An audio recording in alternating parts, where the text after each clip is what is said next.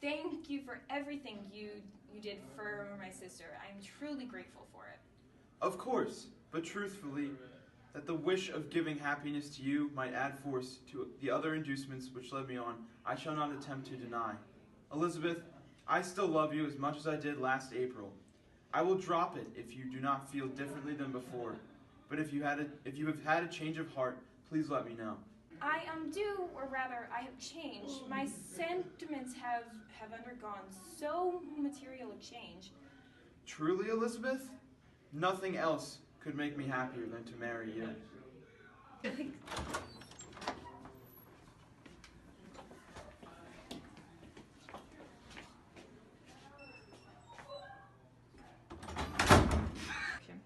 It pains me to lie to my dear Elizabeth, yet I must, as I am embarrassed to admit to the quickness which I both judged and felt for her.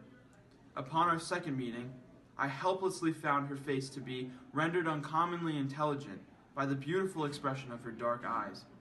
To this discovery succeeded some others equally mortifying. In my initial hasty evaluation of her presentation of self and her class, I neglected to realize her wit and beauty.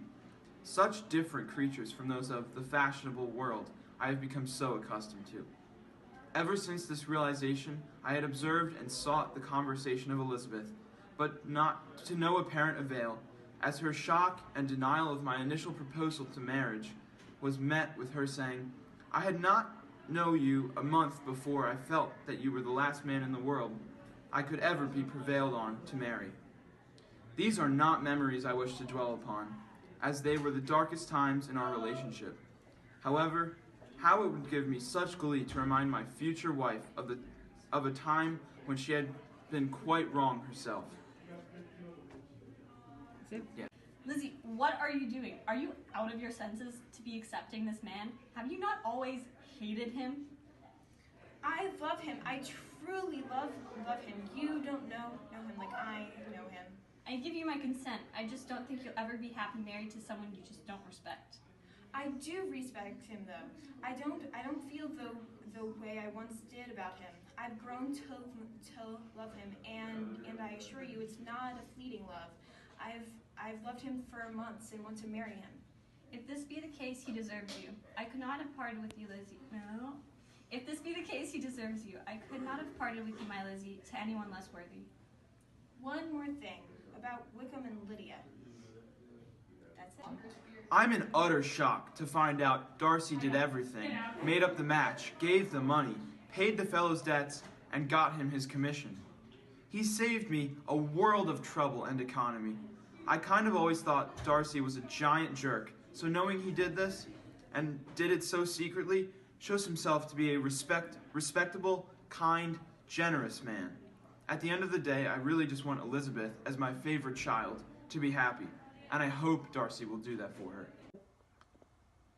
I'm going to go talk to my mom about my engagement to Mr. Darcy. I cannot determine how she will take it. I'm hoping Mr. Darcy's wealth will make up for her disliking of him, but she really doesn't like him, so that may be difficult. Plus, he has a lot to live up to because of Mom's love of Mr. Bingley. Whether she is violently set against the match or violently delighted with it, it is certain that her manner will be equally ill adapted to do credit to her sense. No matter what happens, I know her reaction will be extreme and interesting, and I just hope that she won't harass my poor Darcy.